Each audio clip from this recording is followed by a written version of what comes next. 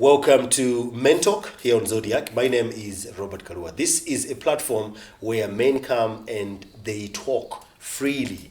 They actually come out on issues that are bothering them.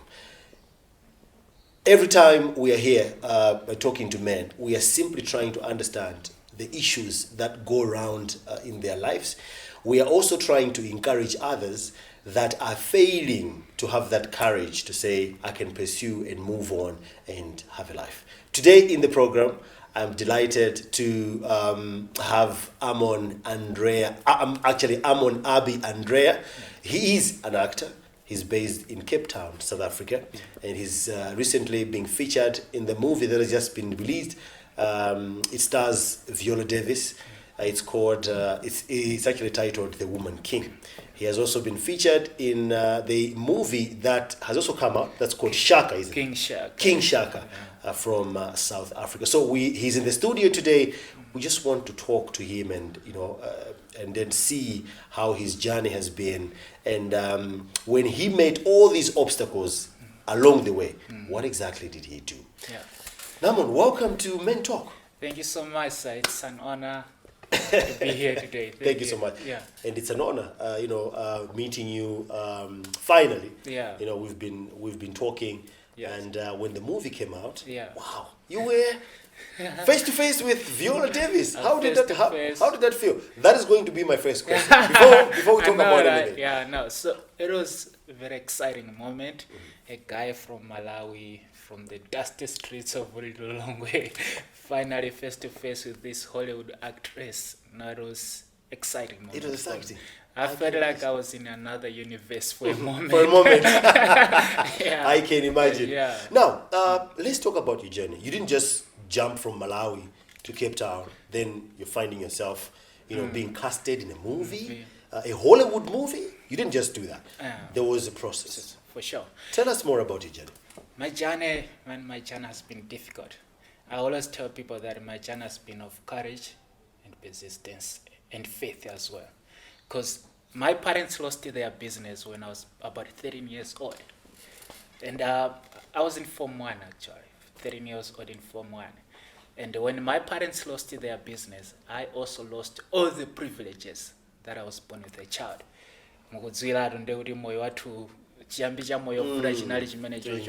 Because after Form 4, by age 16, 17, 18,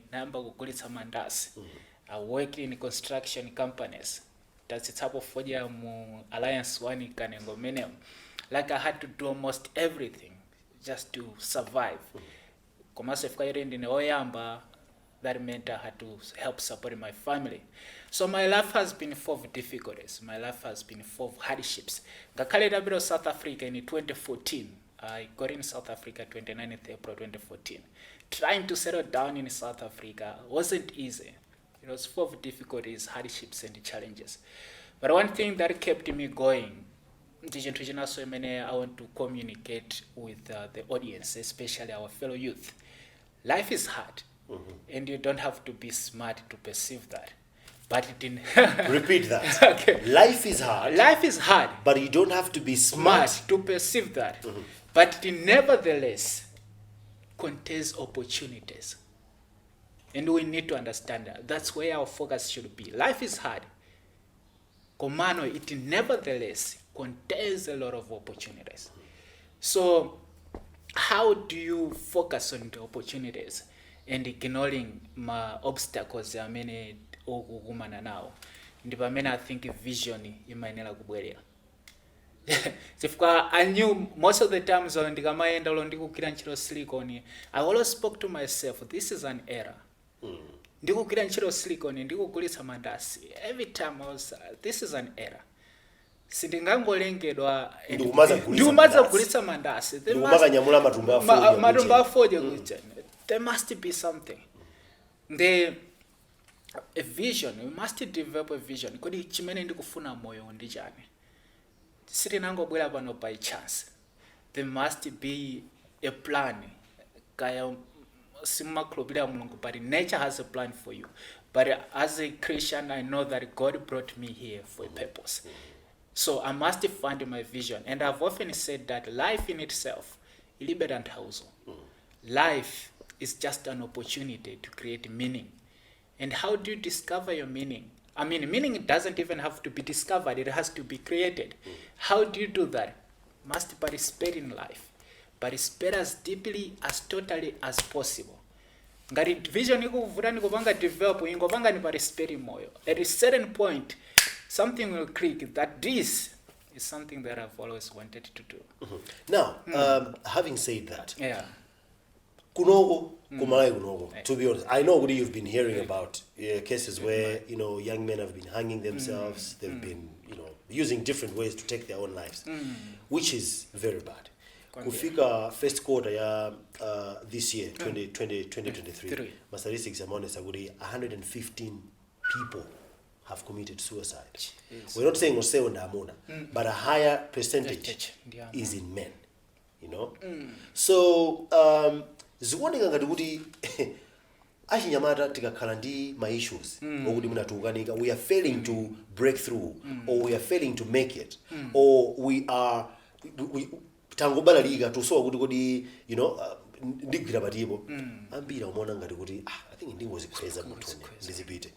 Why did you do that? Because you have told me umagulitsa mandasi, you've worked ma construction companies, you've also worked ma company ogulitsa Ford Alliance One, umakankha mabero aja mu warehouse mujaona kuti why didn't you think about I think is easy singakwanitse muna, let me just take my own life. Kwambiri, like I said, I looked at my family, I looked at my siblings. I'm a firstborn in my family. Being the firstborn. Being the firstborn in my family, I knew the way I reacted at life will shape how my siblings will look at life. Zaka ndi zaka, that would torment them. Sikuti maganiza mina samabwela, I was very depressed. Inafika bontharolo ndinafika South Africa, panyuma Bangladesh yenake amaseka. And I was like, how do people manage even to laugh? I even shared that in my book. So depression kicks in because of disappointments, right? Because you're disappointed, you don't have a job. You're disappointed, your parents don't have the finances to support your dreams, or you don't have the finances to support your dream. You are disappointed because your friends could not support you, or maybe even when they have the resources. So what I did, I took, because one of the key, like antidote, kugonjetsa depression, kwa ineyo, I discovered that the action. If the action in the mene mabanga create progress. So in order for you to defeat depression, you had to act. I had continuously. To act continuously. Osangokhala ndikungokhala kuti kuyamba kudzivela chisoni. I continued acting because action in the mene mabanga create progress, and the progress in the mene mabweretsa happiness. The small steps lijokona zoro kusunta. Encourage ndikamabwela zakuti I'm making progress. So progress is the mene mabweretsa momentum. Imabanga create momentum. Momentum now, like we were taught in school, is the ability to do the work. The ability to do the work. Yeah. Momentum is the mene mabanga creating our motivation. The generation yakuti ili focus much on success. And I would eager as someone to come and to motivate them. Zimene sizili zona. You need to start taking action. That's the only antidote to depression. Start participating in life. Like you said in the first place. Start participating in life. Taking action, purposeful forward action. Mazozore zintu sizi kuyenda, koma this is what I want. Purposeful forward action. Kuyamba kutsarila njere manage. That reminds me, Denzel Washington once said, if you give up on your dreams, there's a 100% chance that it will never happen. But if you keep pushing, there is a chance that you are going to realize your dream one day. Profound. So that's the action that you're actually talking about. That's the action that get involved. Get involved, participate in life. Those actions will lead you somewhere, somehow. Now, getting back to your story. Wafika ku South Africa kuja, wabagona wanameneza machitikira. As you're saying, Bangladesh they started laughing at you, thinking, what I was doing. At that moment, what was going on in your mind? Sure. I felt like I was stagnated. I felt like at a certain point I felt like maybe I just relocated myself kuti ndikavurikire ku South Africa. Sizikusiyana ndangosintha malo ndavurikira ku Malawi kuno ndikavurikire so ku South Africa. It felt like that, but like I said, I continued taking action. So in one of my books, because I've experienced a lot of challenges, I've experienced a lot of struggles, and when I was going to South Africa, the person who accommodated me, that a total stranger. A total stranger. Like my mother had this had this friend, Chichewa, and she told her, "Ndili mwana akufuna bro South Africa." And that's how I ended up going to South Africa. Mwana was our mayanga and amene anandibanga accommodate. I had never met him in my life. So I'm in this environment. Yakuti muntu amene olakundilandira. I don't know his personality very well. So, and because my life has changed from hopelessness to continue to fulfillment, I have developed some modules from my book, The Detour. Oh, by the way, Namon has written a book. Yeah. There's a book that was recently launched. Remind me the title again. The Detour. Yeah. I love the title. Thank you. The Detour. Yeah, The Detour. Kwa mene mwina still vessel. Tikamaenda mise yodi yubangidwa construct. I think amalemba kuti Detour. Detour. Yeah. So he'll be telling us more about his book as well. Later on. So with The Detour, because detours, what I'm trying to communicate is that on the path of where we are and to whom we want to be, we are going to face character building experiences and circumstances which are detours. Zopinja zinthu zakuti iweyoso kumakumana nazo kumati chikundichitikira ndi chani. Kuti nabadula zimene zizi kuti ndidzavutike. Yeah, so but at first detours they appear as roadblocks. But later they reveal themselves as words of guidance. Ngati khoma ndithu lakuti kukumana nalo iwe kumaona ngati watsekeredwa njira. Koma leta kumaona kuti khoma licha limakutsalizira kwina kwake. Kuti sisi mafuna ulowere kwina kwake. Inalowere kwina kwake. It was simply pushing you. Kuti upite kwina. There's khoma kwa ineyo, that's what I've discovered. Chifukwa chopinja chena chilichonse ndikakumana nacho chimaoneka ngati chikunditsekeleza. Koma chimakhala chikupasa direction inayo. Chifukwa then I think bambo anga was a businessman. We had a small farm kumatisi. Panopa ndimaganiza kuti had it been bambo anga sana lose a business, mwina nakakhala ku farm mutu kumatisi kwina kwake kumayang'anira farm. Yeah, but my obstacles, my challenges amene timakumana nawo, they pushed me kuti ndikhale ndiganizo lobro South Africa. Ku South Africa kujapezeka zoti tikumana ndi anthu ngati Viola Davis. Ndi anthu akuti ena akupempherera kuti akumane nawo. Olokuti ngwaona pafupi choncho. Utakuthamangira kuti kumane nawo. But now there I was working in munthu amene. So in my module chimene focus yanga ndi I've developed a decision making model imene ndikuitcha STAR decision making model. So STAR ndi abbreviation ya stop, think, act and review. Okay. Yeah. STAR. Stop, think, act and review. Yeah. Decision making model ukakumana ndizopinja when you're face to face with the detours. So you have to stop. Step out of the situation. Kuliko chikuchitika ndi chani. Then you have to think. Then you have to think, what are your options? I want to say this. Every time you surrender to the idea or suggestion of a life without options, you disempower yourself. Okay. Ukangokhala ndi moyo kuti pano paso ndilibe kothekera kwina kulikonse. Iweyo umakhala ngati chinyama tsopano. Because it's only animals who can't reason. Who can't reason. Yeah. Koma God gave us a gift to reason, which are options. And the strength of a human being is his ability to find options. Ngakhale munyengo zowawa zicha. So then you have to think, what are your options? Iyi nthawi yokuti nyamata ziganiza kuti amene zafika apa ndendi ngozipa sizoona. Chifukwa pano pano Namon zikukhala ngati fashion. You know, as we are talking here, you know, someone might be thinking about that at the moment. chifukwa chonena kuti star uja moyo mwawo sana mwikemo. Let me step back a bit. So izi zikuonera ngati zavuta komano ndinekaye patali ndione kuti chikuchitika ndi chani ambiri zimene samapanga chilemana mukuona mukayima patali ndi ndikuona kuti kuthekera kumene ndili nako ndikotani mwaona kuthekera kwanu kuja, then you have to review kodi how can I handle this situation, right?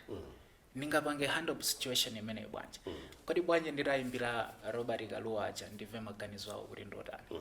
And that's where choosing the right friends comes in, yes.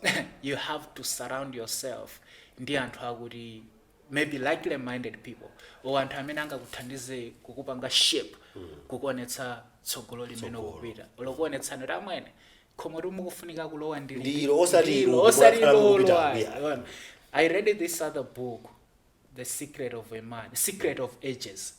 And this guy tells a story mu buku limenelo akuti when you go out for a walk inuyo ndine taruka panja tikuyenda zinthu ziwiri zimachitika without talking to each other. It's either I adjust to your pace or you adjust to my pace. Mukamadutsana tikamayenda kuti tikongoyenda kuti utungoyenda. Oh yeah, that's very true. It's either wina akasokola one will catch up, wina akachedwa wina sofuna kuti azienda ujeni mozi ngati mukuyenda ndawo ine ndikuyenera panga catch up.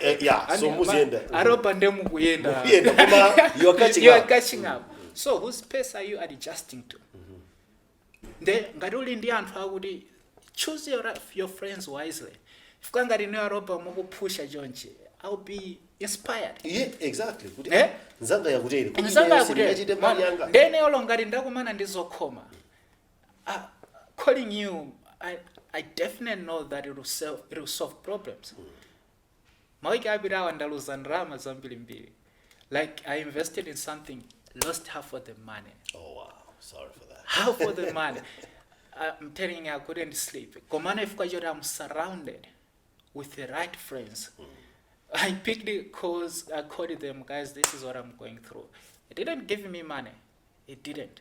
Komano zintu zimena malankula. And how far I've come. Zinandipatsa chilimbikitso.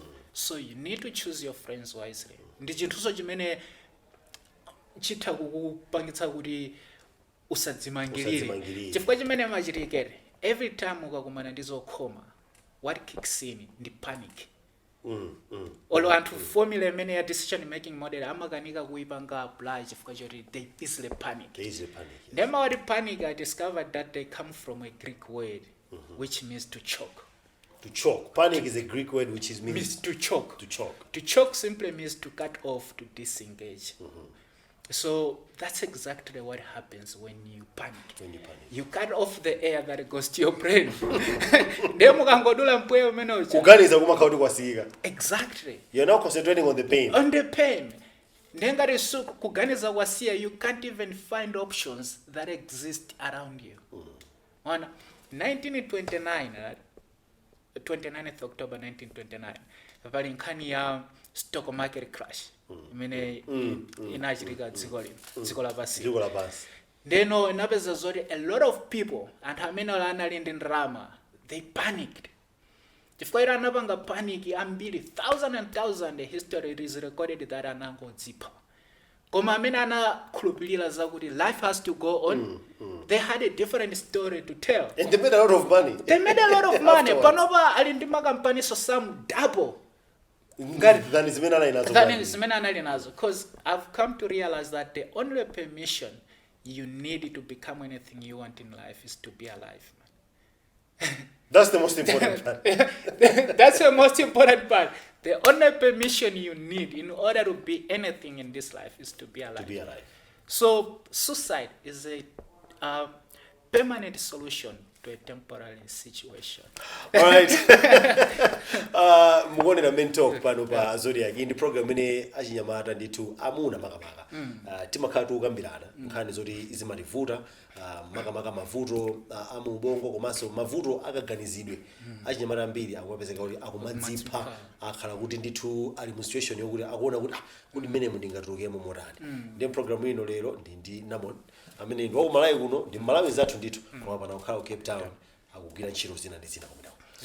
So umanena kuti the most important thing for you to achieve chinachichonse is make sure kuti uli moyo basi zinazosezi zilichitikira. But as long as you are alive, you can do anything. You can do anything. You can achieve chinachichonse. You can achieve chinachichonse. So also and guys, we are not having this conversation ngari motivation. No, this is a real issue. And I'm sharing this story. Mutawelenga buku langa maybe and the detour kuona kumene ndachokera and sitting here for me is even a privilege because 10 years ago I wasn't even seeing myself doing this exactly. Because I didn't take away my life and I persisted. That's why you're here. That's why I'm here. That's why zinthu zaziri history. Zinthu zaziri history. Ndi reference chabe bana. Panopa ndi reference chabe. So never take away your life. And number 2, don't panic, komaso don't feel sorry for yourself. If when you start feeling sorry for yourself, if there is going to go Kalua self-esteem starts kicking in. If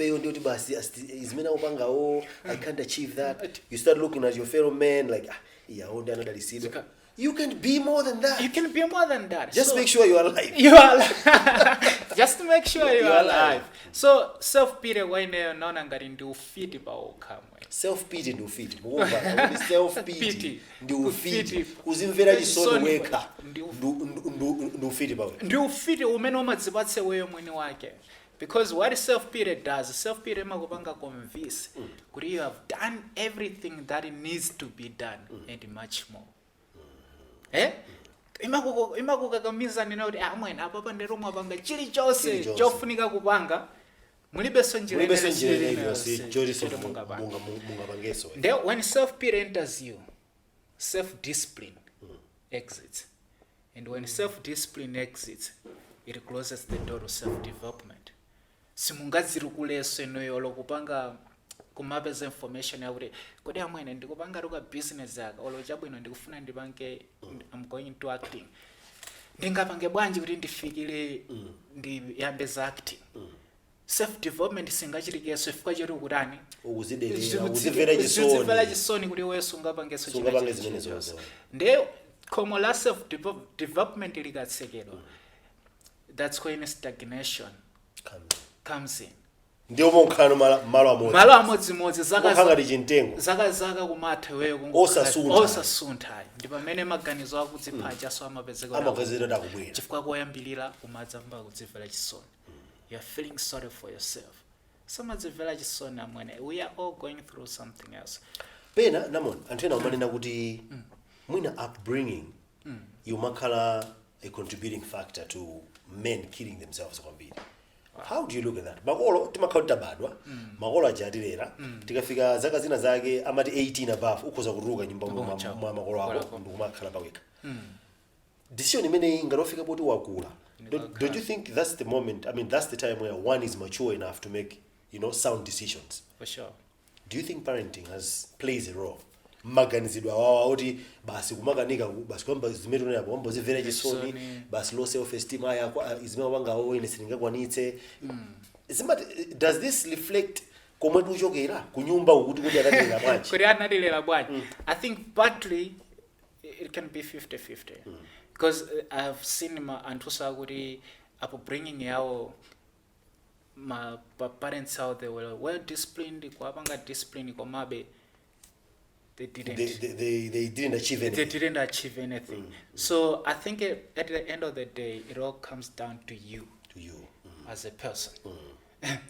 What decisions are you making? To shape your future. Osari kuzikweza basi. So at the end of the day, yeah, parents can contribute. Pali makolo so enaso kulela naso na kumungowasiya kuti azipanga zimuna no direction whatsoever. No direction, discipline palibepo chani. Komano at some point kuliso makolo ena kuti discipline yo nde inalipodi. I've seen anazibusa ena kuti azibusa wari mwana wawo ayesetsa nda serious discipline nde daily weso kumana sana komana kakhala makolo angana kakhala chonchi munene ndili patali. Now I know that we are running out of time, unfortunately. I wish we had time to editing mbili. Going back to SA, wafika umene kuja, you are trying to build a life bwino wanenakale udenage amakutonza sopompo, and the person who kept you rafika nali munthu kuti sunamone, a total stranger. How did you move from there ndukapezeka kuti you're being casted in one of the Hollywood movies? I know that acting has always been a passion. Koma, like, I'm very ambitious. You're very ambitious. I'm very ambitious, and I think that has helped me a lot. And I want to say this also to my fellow youth: you need to have a desire. You need to be something in life. So have a desire. A desire is a need to make something, to make yourself more fully. In the end, acting wasn't even my first job. I had to work in shops. I even worked in a certain construction company. I was a waiter at some point. Komano ngakale ndimagwira ntchito zonsezo, I knew that this is not me. This is ntchito zakuti ndingamagwireneyo. I knew there was something better for me. Environment yakuti ndikakhala, I should feel myself. Ndikomati, I'm happy. You're happy. So that's how I pushed myself. I was ambitious and also driven. Ngakhale ndrama banalibe, azibale banalibe, but I was very driven. And I've come to realize that one of the greatest gifts that God can give you is people, man. People around you. Around you. So that's why kwayambilira kuchananena kuti build relationships, like-minded people. And ambili, we are all product of influences. Although ndikukhulupirira zoti focus conversation impanga influence wina wake kurasa zirengele moyo. That's why we are here today. So ukamalumikizana ndi anthu, interact with people, amapezeka akupanga contribute kukuthandizira kuti upanga achieve magoals yako. And that's what I did. You will be amazed kuti out there are people amenedi ali ndi interest yofuna kuthandiza anthu. Really? I'm telling you, like there are people that will give up everything just to help you for your dreams to be realized. There are people out there, but it's your job to go out there and connect with those people. So that's what I did. I connected with people. I built relationships. Kupezeka pano lopezeka zoti I'm in a film industry. Ndi anthu chabe. It wasn't even about money. It was about people. So you need to connect with people. Build reliable friendship, reliable relationships. Osati anthu ati ufuna sokungogwiritsira ntchito, but genuinely be there for them. Kuti I'm just investing my time and myself into this relationship. I mean, that alone, there's many zandipiritsa patali. Because even anthu amene I call friends now. Actors ena masopis in drama South Africa. Now I call them my friends. You umadone some pictures. My pictures. Odi you're standing with my directors and actors. Yeah. But it's the courage that you have. Courage, yeah. And you also want it more. I'm very ambitious. I'm not satisfied with these men who can't. For sure. And that's why it got you to meeting these people. You showed me a video of one of the actors, one of the famous actors of South Africa. Yeah. Out of that video, I say, that was so encouraging. Yeah. I'm sure Gudi Ashinyamada Nzatu, akali agone na program, main talk, pano bazodi yake, arwabo gatu. chifukwa chonena kuti ifeyo zoti tikambe ndenza mbiri kwa basi koma mwina tisanatseke kwenikweni ndimafuna just take us through your book you know kuti kodi book limeneli lukamba zotani just a quick you know a quick run book moti china kupanga inspired lembe book ndi chani komanso what is the book talking about wanduza so zama modules amene wapanga let's touch base on that one. Okay, so what inspired me to write my book was that I knew that my journey is not just about me, but it's representing many others who are going to take the same path as mine. So someone is watching, and I knew that when I share my story, it can be someone's guiding star. My message can be someone's guiding star, a star that they can look up to while they continue their own journey in life. Maradawa ngata anadutsa muzo says, Komano, here he is. Sikuti I am there yet, but you know, looking back from where I'm coming from, and I knew that it would encourage someone else. So that's what inspired me. The fact that my story is representing many others who are going to walk the same path as mine.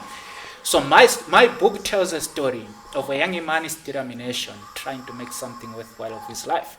He moves between Malawi and South Africa, trying to make a living.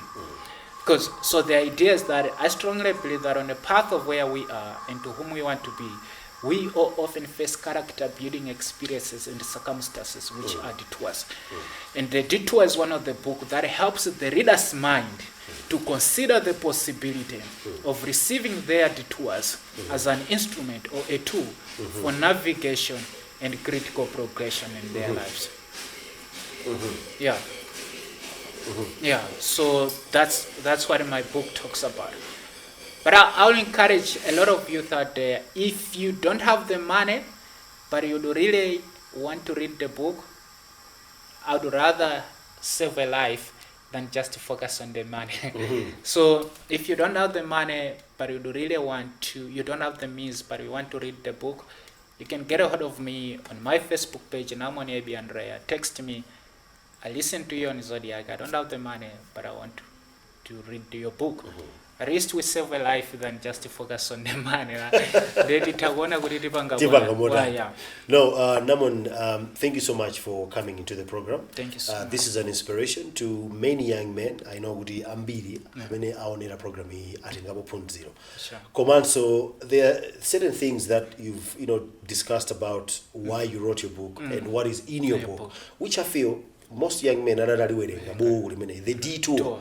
Akoza kutolamo zinthu zambiri chifukwa yoni chavuna wathu kuno ndikuti achinyamata tikumuona ngati zinthu zikatikanika kuzipha ndenjira ainende ndingozipha waiwala kuti ukazipha ukusiya mavuto ena ambiri amubongo ukwasira mavuto amubongo azira so this discussion has been very, very, very fruitful.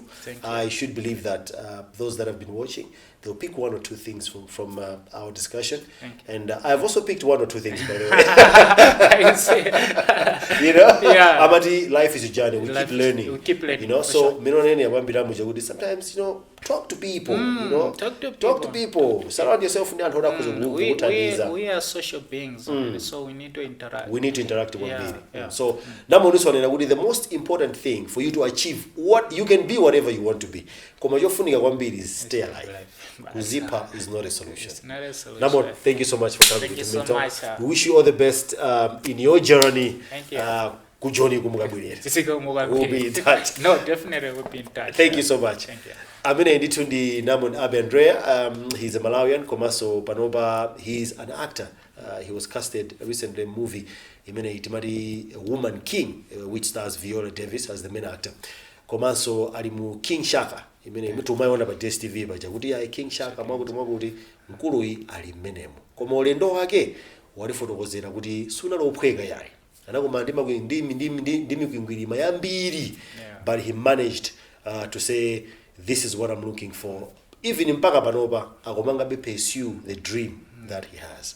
All we are trying to say is, when you meet obstacles in life, make sure you surround yourself ndi anthu akuzokuthandizana. For sure. Komanso you talk to someone. Talk to someone okuti akuthandizana maganizo. Kuzipa si solution. kwina kuli konse. Remember ukatenga moyo wako ukazipha, there's a 100% chance kuti zomwe umafuna zija sizachitikaso. But when you keep pushing, at least uli ndi chikhulupiriro kuti tsiku lina lake zizayenda. You might be amazed at yourself after 5 years down the line. Sukhala bwanji munthu ndimafuna kudzipha zinthu zimoneka sizikuyenda. You see, komona peza kuti wakankha muno bwino zamba nokuyendera muno bwino. Thank you so much. My name is Robert Kalua. I'll see you in the next episode of Men Talk.